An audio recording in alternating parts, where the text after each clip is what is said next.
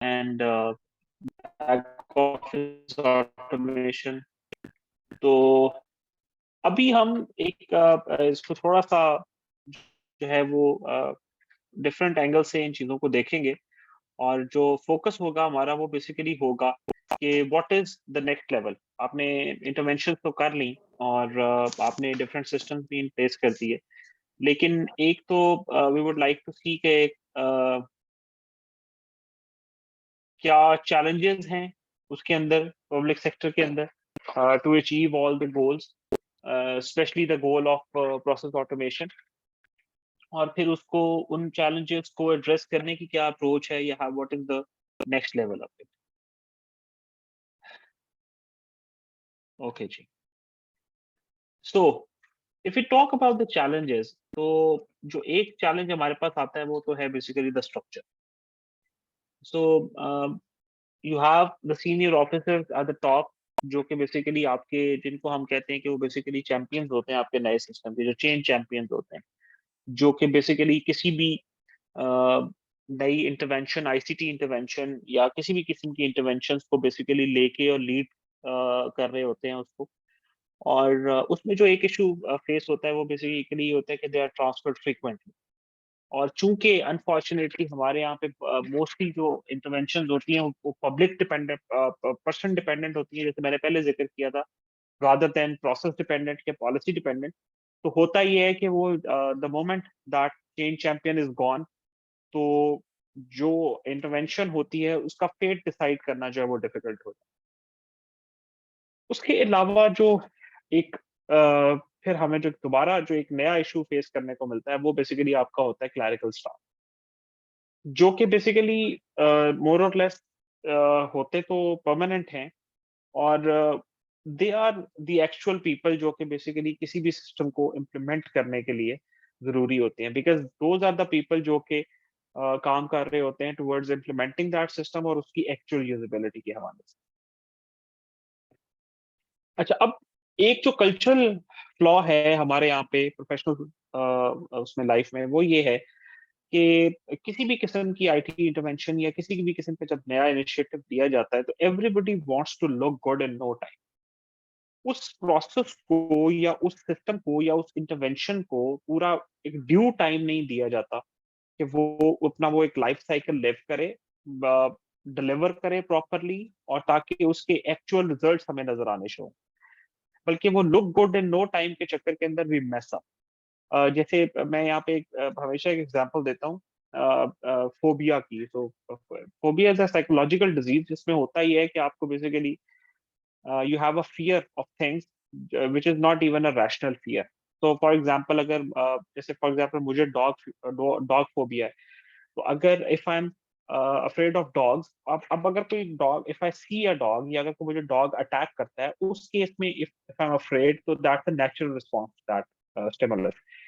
लेकिन अगर मुझे फोबिया होता है तो क्या है कि जी मैं जो है वो अगर डॉग प्रेजेंट नहीं भी है या अगर उस पर्टिकुलर इंस्टेंस पे वहां मौजूद नहीं भी है, मैं सिर्फ उसकी आवाज सुन के या उसकी सोच से ही मैं डरना शुरू कर दूंगा। तो दिस इज फोबिया। अच्छा, अब इसको ना ट्रीट करने के मल्टीपल तरीके होते हैं। एक्चुअली टू होते हैं। तो one is what we call it explosive therapy, जिसमें ये होता है कि अगर किसी बंदे को सांप से फोबिया है तो आप उसके ऊपर सांप फेंक दें, तो दो रिजल्ट होंगे, या तो वो कार्डियक अरेस्ट से मर जाएगा डरने की वजह से, और या दूसरा क्या होगा कि वो उसका फोबिया जो है वो हील हो जाएगा, उसका डर उतर जाएगा। दूसरी, और जो मेरे ख्याल में राइट अप्रोच है, वो बेसिकली है सिस्टमैटिक डिसेंसिटाइजेशन। अब चूंकि ये जो फोबियाज होते हैं ये लर्नड फियर होते हैं, लर्नड बिहेवियर होते हैं, तो इनको अनलर्न करना पड़ता है। जिस तरह से आपने, जिन स्टेप से होके आपने कोई फियर लर्न किया है, उन्हीं स्टेप्स पे ग्रेजुअली आप जाते हैं और आप उसको अनलर्न करते हैं। यही सेम एग्जांपल जो है वो बेसिकली आपकी एप्लीकेबल आती है उसके ऊपर, आपके जो है प्रोसेस ऑटोमेशन के ऊपर भी।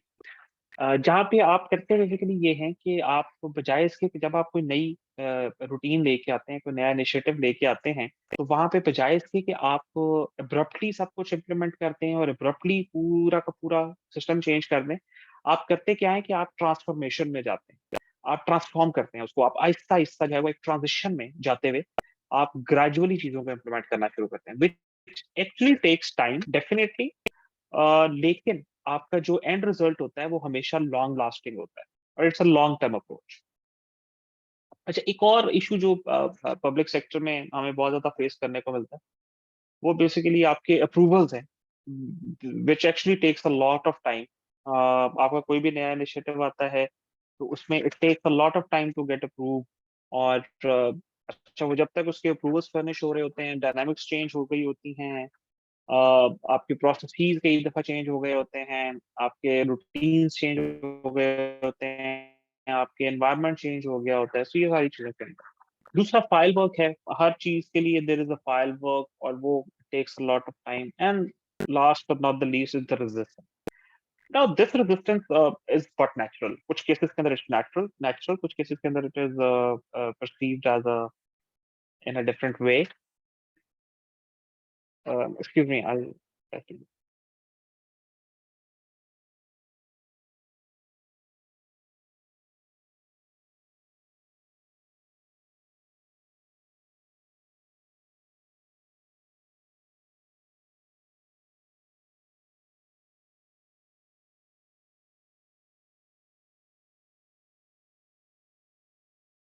जी, सॉरी।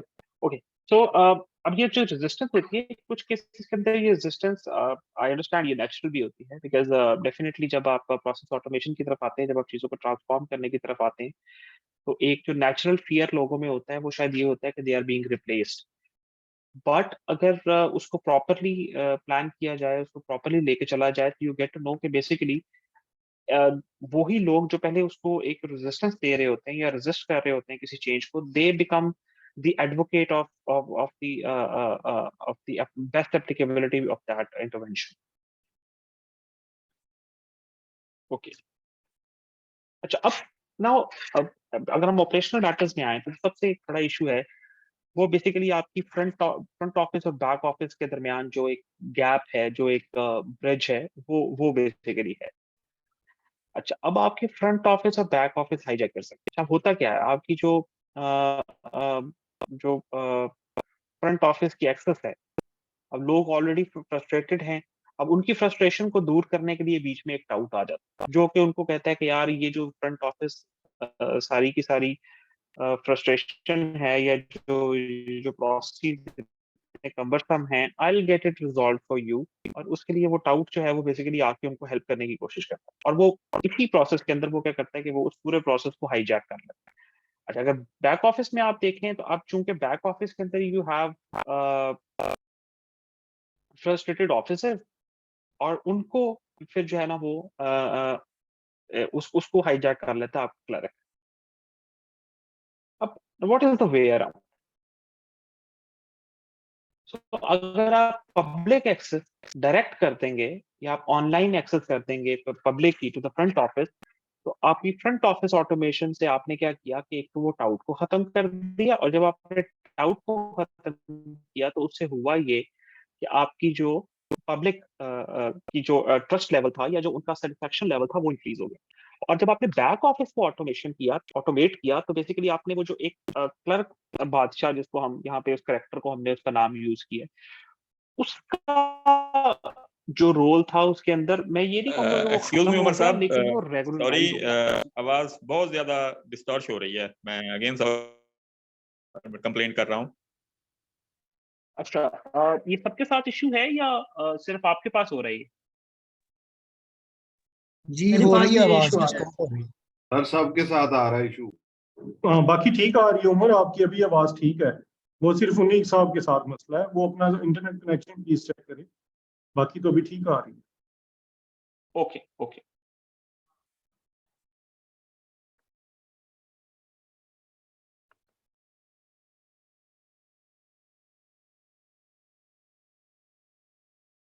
जी, अच्छा, सो आपने, अच्छा, बैक, एक तो आपने फ्रंट ऑफिस को ऑटोमेट कर दिया, फ्रंट ऑफिस को ऑटोमेट करने से आपने वो जो टाउट का रोल था उसको खत्म करने कर दिया, तो आपकी पब्लिक सेटिस्फेक्शन लेवल इंक्रीज हो गया।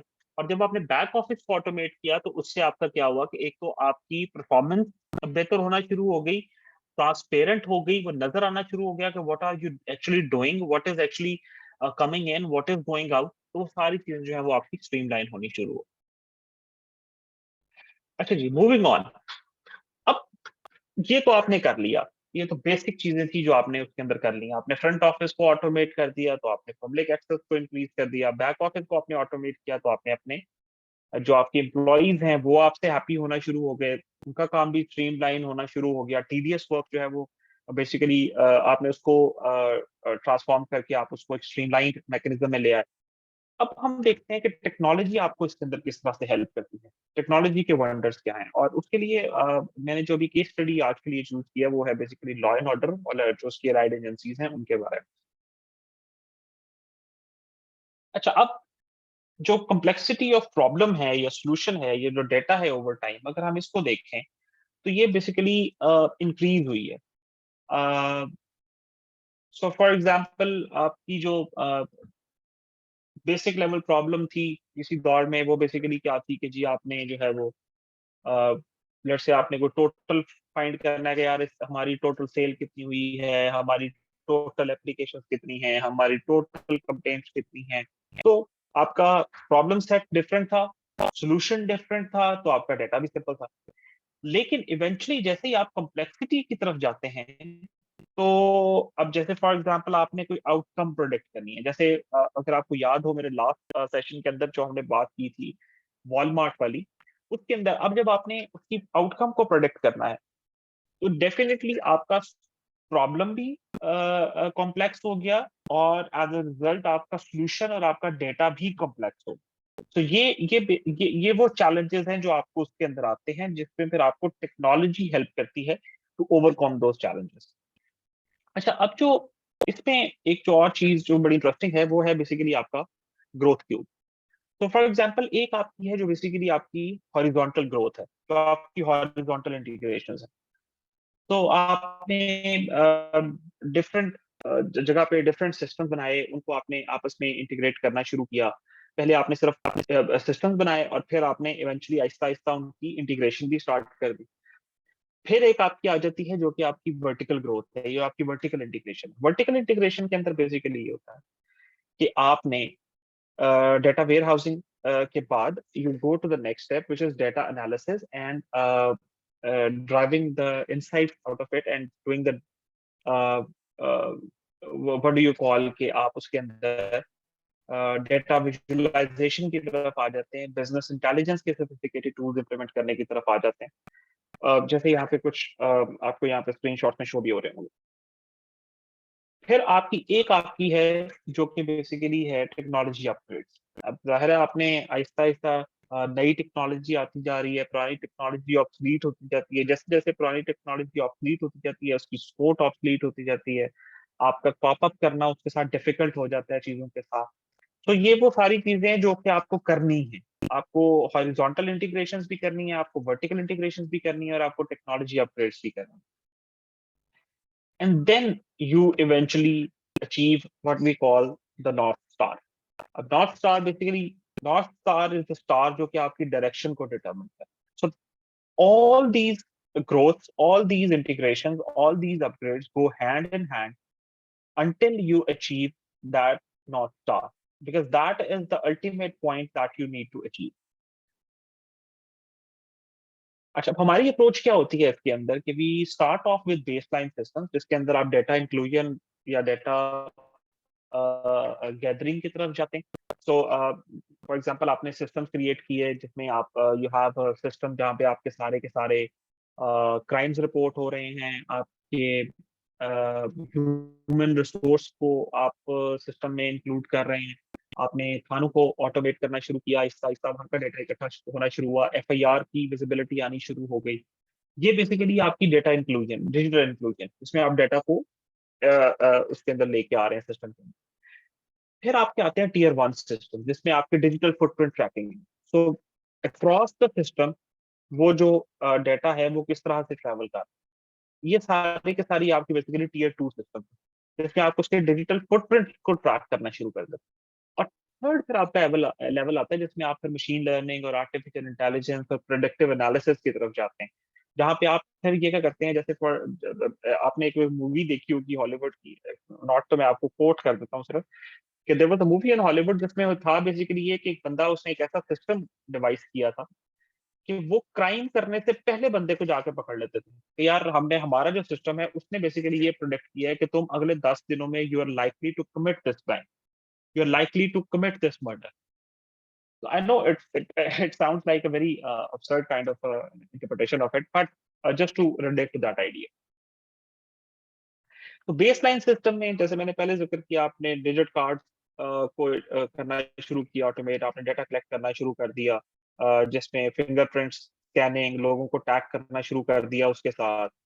फिर आपने क्या किया कि टीयर 2 सिस्टम के अंदर आपने ये किया कि उनको आपस में रिलेट करना शुरू कर दिया. सो फॉर एग्जांपल क्राइम मैपिंग का है तो आपने देखना शुरू कर दिया कि यार किन टाइमिंग्स के ऊपर क्राइम्स की क्या रेशो है, किस किस्म के क्राइम्स किस किस्म के एरिया के अंदर किस टाइम पे हो रहे हैं, तो आपने उससे आपको थोड़ी सी इंसाइट मिलना शुरू हुई.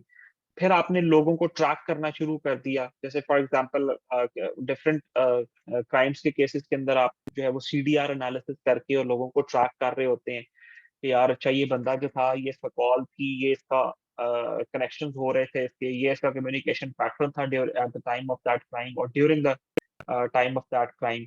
और फिर इवेंचुअली जो है वो आप उसको ट्रैक करते हैं कि वो बंदा जो है वो final shortlist that list of the people जो कि उस टाइम के अंदर इन्वॉल्वड हैं, then you come up with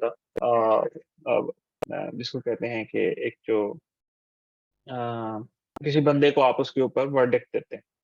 अच्छा, अब जो आपके टीयर 3 से टीयर 2 सिस्टम्स हैं उसके अंदर फिर आपकी आ जाती है जिसको हम कहते हैं कि मशीन लर्निंग और आर्टिफिशियल इंटेलिजेंस. उसमें जैसे यू हैव वेरियस सिस्टम्स, अभी कुछ सिस्टम्स हमारे यहाँ पे इन रिसर्च भी हैं, कुछ अभी क्यूए के दौरान है. जैसे ये जो एक सिस्टम है, मैं आपको आगे चल के आपको दिखाऊंगा भी, ये बेसिकली करता ये है कि ये टोल प्लाजास के ऊपर इंस्टॉल हो सकता है और ये करेगा ये कि ये गाड़ी की शेप और उसके साइज और इन चीजों को देखते हुए ट्रैक करेगा कि क्या ये गाड़ी वही है जो कि इसकी नंबर प्लेट के साथ एसोसिएटेड है. तो for example there is a stolen vehicle और वो किसी टोल प्लाजा पे जाती है, तो अब उसने तो देखना है, एक जो सिंपल मशीन है वो तो ये देखेगी कि यार इसकी जो नंबर प्लेट है क्या ये वही है, लेट्स से LAZ123. अब मसला ये है कि LAZ123 जो है वो बेसिकली रजिस्टर्ड है विद Corolla, लेकिन यहाँ पे तो वो सिटी है, राइट. तो ये सिस्टम बेसिकली ये एनालाइज करेगा कि उसकी नंबर प्लेट को देखेगा और फिर वो जो आर्टिफिशियल इंटेलिजेंस जो मशीन लर्निंग जो है उससे वो ये कंक्लूड करेगा, अच्छा ये जो गाड़ी की शेप है, ये जो इमेज मुझे नजर आ रहा है कैमरा के अंदर, ये जो फुटेज नजर आ रही है, क्या ये गाड़ी भी वही सिटी ही है जो इस नंबर पे रजिस्टर्ड है, राइट. इस तरह से कुछ और है, वो मैं आगे चल के आपको उसकी और एग्जांपल्स भी दिखाऊं. तो ये आपके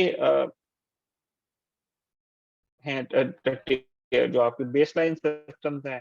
फिर ये आपकी टीयर 1 ये पे. अच्छा, ये बड़ा एक डिनोमिनेटर एनालिसिस जो है, ये बड़ा इंटरेस्टिंग चीज. अच्छा, ये सारी फिक्टिशियस इंफॉर्मेशन है, ये कोई रियल नाम नहीं है, हाँ लेकिन केसेस रियल है. ये नाम जो है ये हमने फिक्टिशियस में यूज. तो अब एक प्रिजनर था, लेट्स सपोज नदीम शौकत साहब के नाम से, जो बेसिकली FIR उसके ऊपर जो थी वो कोई 521/16, 392, 406, 411, 420, 468, 47, 48, 9F और डिफेंस बी के अंदर वर्ड. आप ये देखें, अब ये है वो बेसिकली जो आपको जो चीज आपको कर रही है, जहाँ पे आप प्रोडिक्टिव एनालिसिस की तरफ जा रहे हैं, जहाँ पे आप ट्रेंड्स को स्टडी कर रहे हैं कि इसको जो लोग मिलने आ रहे हैं, ये देखें विजिटर 1, विजिटर 2, विजिटर 3, ये जो 5 विजिटर इसको मिलने आए हैं. जो विजिटर 1 है, जब आपने उसको स्टडी किया तो पता चला, सिस्टम ने बताया कि जी वो भी एक्यूज्ड है 511, ठीक है. दूसरा साहब जो है वो भी एक्यूज्ड हैं 406 में. ये साहब जो है ये पहले वाले भी 420 और 406 में है, ये जो 392 में है, ये 48/9F में है, ये इसका मतलब है उसने ये बेसिकली आपको ये ट्रेंड दिखाने शुरू किए कि ये कोई, they are not ordinary visitors, ये basically there is a gang which is being operated और being operational from the prison. तो they are all gang members और ये प्रिजन से बैठ के उस चीज को ऑपरेट कर रहा है ये, ठीक है. तो there is a high chance कि ये बेसिकली कोई हेड ऑफ द गैंग है जो कि यहाँ बैठा हुआ है और मल्टीपल विजिटर्स जो हैं वो उसको आ रहे हैं और तमाम के तमाम जो है वो सिमिलर किस्म के ऑफेंस के अंदर ही जो है वो उनके ऊपर वो चार्ज हुए हैं।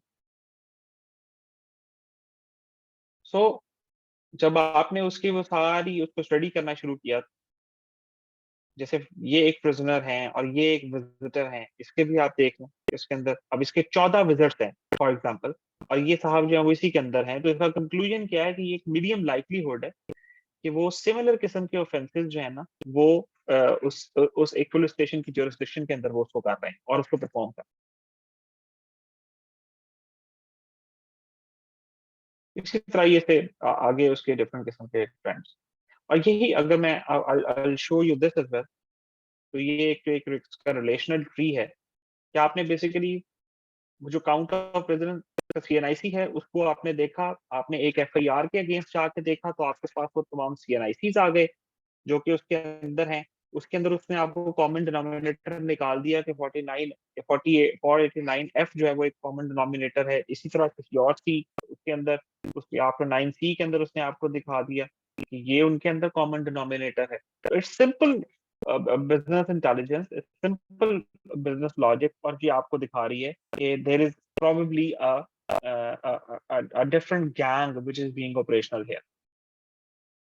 इसी तरह से आगे ये कुछ आपको थाने वाइज उसकी वो दिखा रहा है, पंजाब वर्सेस सिंध का ये आपको दिखा रहा है उसके अंदर। इसी तरह से ये एक और मेरे पास इसकी विजुअलाइजेशन है जहाँ पे ये उसने रीजन चूज किया, लाहौर, जिला लाहौर, उसकी डिवीजन की, सर्कल, पुलिस स्टेशन कौन सा है, राइट। ये फिल्टर्स लगाने के बाद जब उसने उसको देखा तो ये देखें, ये फर्ज करें आपकी एक एफआईआर नंबर है। इस एफआईआर को जब आपने ये प्रोसिक्यूशन के सिस्टम में जाके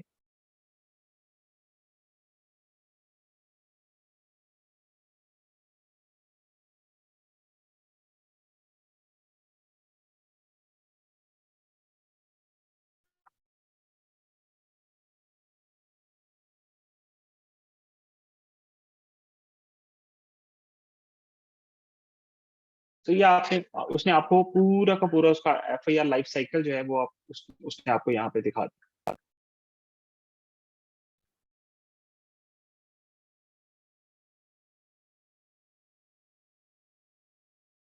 अच्छा, अब उसी को अगर हम आगे लेके चलें कि बेसिकली जो फ्लॉज हैं, जो चैलेंजेस हैं सिस्टम के अंदर या प्रोसेसेस के अंदर, अब ये देखें कि प्रोसिक्यूशन का एक डाटा, एक डैशबोर्ड है।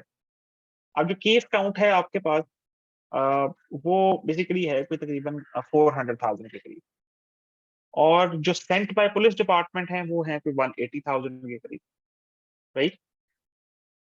लेकिन जो अगर आप यहाँ देखें कि रिसीव्ड बाय कोर्ट कितने हैं, तो दे आर अराउंड 1000 होंगे, ठीक। उसमें से एनराउट अभी कितने हैं, या एनराउट यहाँ से कितने हैं रिसीव्ड बाय प्रोसिक्यूशन, तो there is a huge lag between them.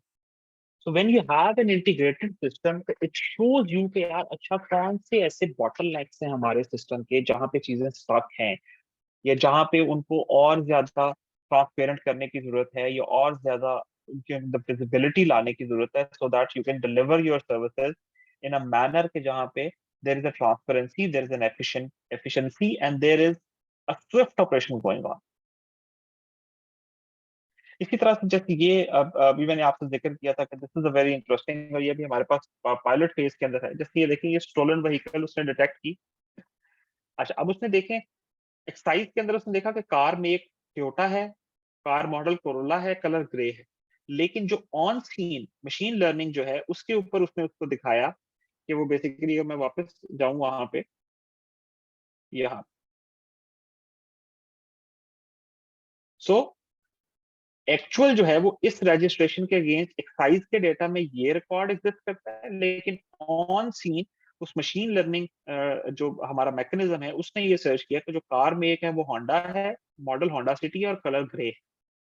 तो बेसिकली कोशिश ये की जा रही थी कि कार चुराई गई और उसके ऊपर नंबर प्लेट लगाई गई इस टोयोटा की कार, और कलर को सेम रखा गया। सो नाउ नेकेड आई जो है वो इस पे डिसीव हो सकती है कि यार अच्छा ये ग्रे कलर की है और ये है वो उसमें निकल सकती है, but the system actually, because एक एक तो वो सिस्टम चेक कर रहा है अपनी एक रूटीन के ऊपर, तो वो आइडेंटिफाई कर देता है कि इसके अंदर ये loop hole.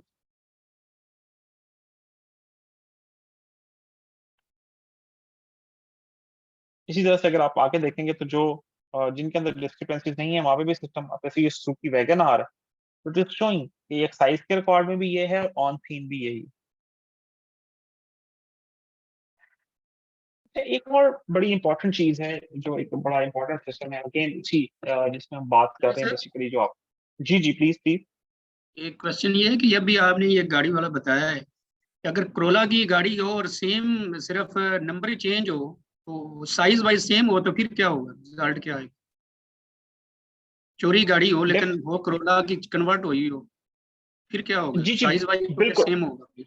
I understand your question. ये इसीलिए अभी ये जो हमारा ये जो सिस्टम है, अभी हम इसके ऊपर वर्क काम कर रहे हैं, इसको और ज्यादा सोफिस्टिकेटेड और ज्यादा इंटेलिजेंट करने के लिए, कि किसी तरह से हम उसको ये भी फिगर आउट कर सकें।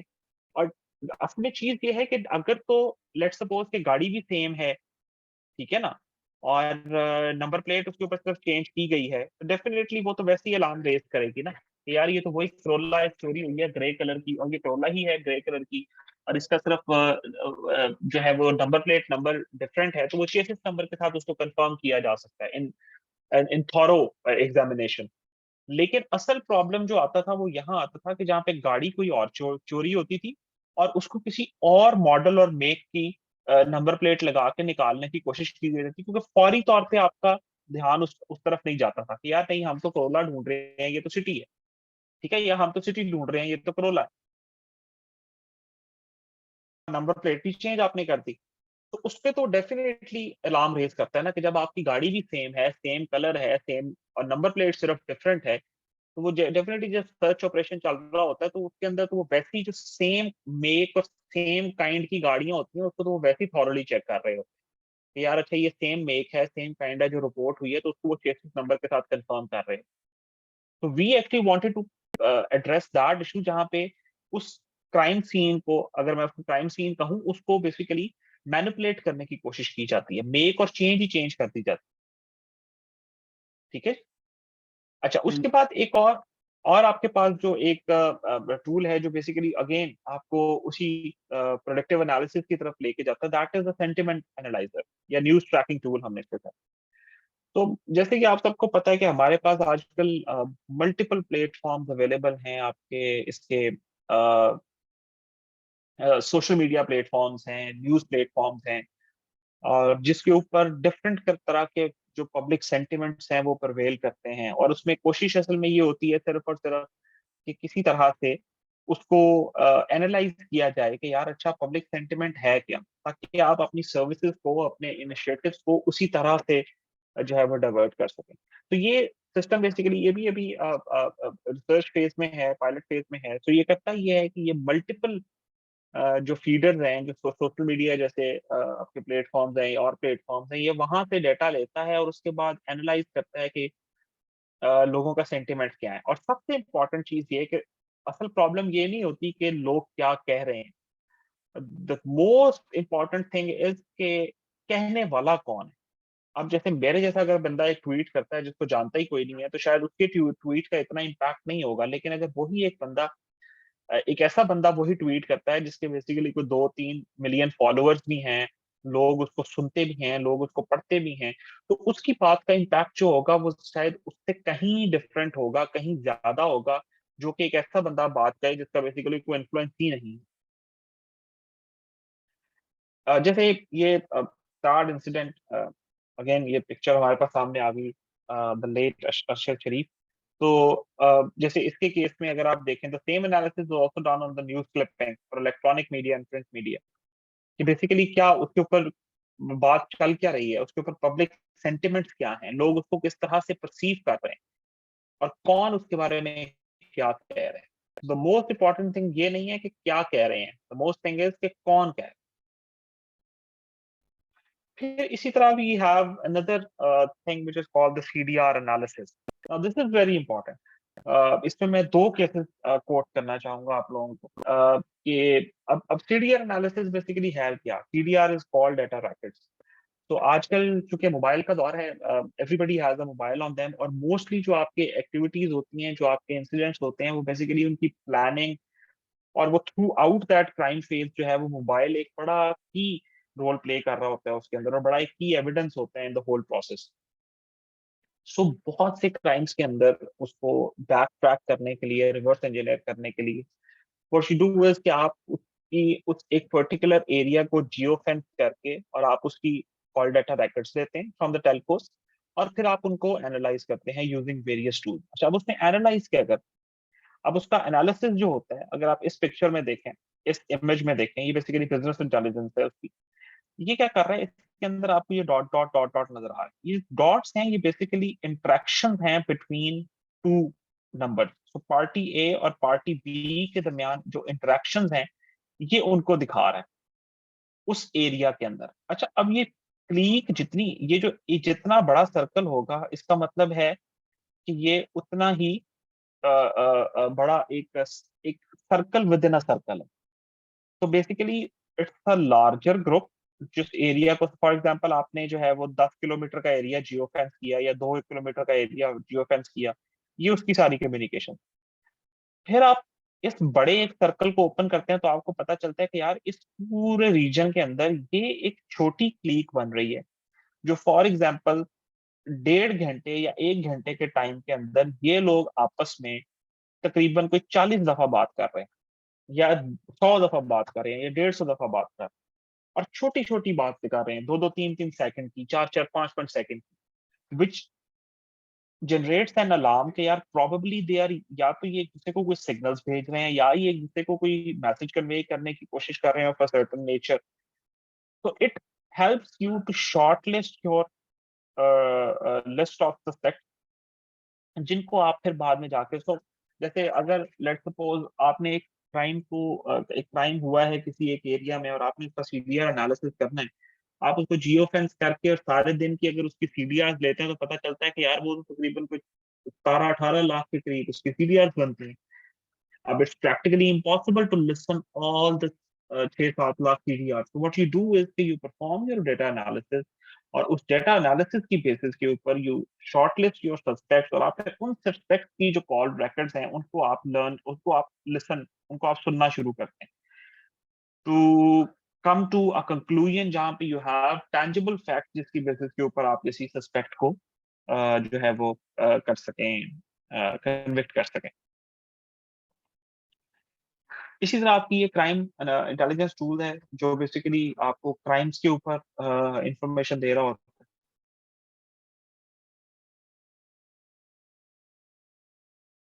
और फिर जो है ना वो आपका आता है बेसिकली कि sharing information between databases. Now this is very critical. जो मैं पहले बात कर रहा था कि अल्टीमेटली आपका जो गोल होता है वो ये होता है कि यार आप डेटा को वेरियस एंगल से इकट्ठा करने के बाद और डिफरेंट सेट्स ऑफ डेटा को किसी एक पॉइंट के ऊपर ला के आप उसे स्टडी करें, उस पर डेटा एनालिसिस करें, and then you come to a conclusion where you can take decision in a broader perspective. तो अब एक सिंपल सा तो ये हो सकता है कि यार आप डेटा इंपोर्ट कर लें फॉर एक्सेल, बड़ा सिंपल है, और उसको आप फ्लैट फाइल से रिलेशनल में कन्वर्ट कर लेते हैं, पर द बेस्ट वे इज कि आप उसको एपीआई से करें। ठीक है, अब इसमें फिर डिफरेंट बातें आती हैं कि जी वो डाटा सिक्योर कितना है, वो कम्युनिकेशन कितनी, वो डाटा टनल कितनी सिक्योर है, हमारा तो डाटा इसके ऊपर बड़ा वल्नरेबल हो जाएगा, बहुत ज्यादा उसके ऊपर उसकी कॉम्प्रोमाइज होने के चांसेस बहुत ज्यादा हैं। तो इसमें हमेशा याद रखें कि आपकी जो सिक्योरिटी है वो आपकी चाहे सिस्टम की सिक्योरिटी हो, चाहे घर की सिक्योरिटी हो, चाहे मुल्क की सिक्योरिटी हो, या किसी भी किस्म की सिक्योरिटी हो, उसको 4 फैक्टर्स हैं जो बेसिकली गवर्न कर रहे हो। First one is your access control. ठीक है, कि आपने एक्सेस के ऊपर क्या क्या, एक्सेस लेवल के ऊपर आपने क्या क्या सिक्योरिटी लगाएंगे, आपके कौन कौन से सिक्योरिटी पैरामीटर्स जो हैं वो अप्लाइड हैं ऑन द एक्सेस लेवल। फिर ऑथेंटिकेशन आप किस तरह से कर रहे हैं। सो एक्सेस कंट्रोल तो आपने लगा दिया, तो लेट्स सपोज मैं कोई ताला लगा देता हूँ घर के बाहर, लेकिन अब उसकी ऑथेंटिकेशन कैसे हो रही है, चाबी है या वो फिंगरप्रिंट के थ्रू हो रहा है। ठीक है, आप उसकी ऑथराइजेशन को कितना, ऑथेंटिकेशन को कितना सिक्योर कर, फिर आ जाती है उसकी ऑथराइजेशन। अच्छा, ऑथराइजेशन जो है कि किसको कितनी एक्सेस है। तो फॉर एग्जांपल आपका एक ऑफिस है एक बिल्डिंग के अंदर, अब वहां पे आपने एक्सेस कंट्रोल के लिए आपने लेट्स से फॉर एग्जांपल आपने RFID कार्ड्स लगा दिए, या आपने जो है वो दरवाजों के ऊपर बायोमेट्रिक स्कैनर्स लगा लिए, ये तो आपने एक्सेस कंट्रोल लगा दिए। ऑथेंटिकेशन आपने उसकी कर ली थ्रू बायोमेट्रिक। और ऑथराइजेशन अब आपकी बहुत इंपॉर्टेंट है कि यार कौन सा बंदा कितना ऑथराइज है to go to which office, ये बहुत इंपॉर्टेंट है। और उसी की बेसिस के ऊपर फिर आपका जो फोर्थ स्टेप होता है जो कि basically accountability of control and tracking है, वो उसके ऊपर फिर गवर्न करता है। जब आपको पता होगा कि यार अच्छा कौन कौन सा बंदा किस किस लेवल के ऊपर ऑथराइज्ड है, तो डेफिनेटली अगर किसी किस्म का कोई ब्रीच होता है, किसी किस्म की कोई प्रॉब्लम आती है उसके अंदर, तो you can pinpoint that particular person जो who is accountable for that kind of breach. And I guess that's it for me, because I had planned it to be a more interactive session, since it was not that interactive. So I'll ask you guys to please, if you have any questions, and I would really love to have to listen to you कि आप लोगों की इसके बारे में क्या, what are your questions about it, because I've explained you the complete life cycle of ICT interventions, and especially in public sectors. Problems kya hain, what is the ultimate solution, what are the things that have already been implemented, क्या challenges उसके क्या हैं, where we have to go, हमारी direction क्या होनी चाहिए. So I'm open to the questions. Please, if you have any questions, and I'll encourage you all to please ask questions, as many as you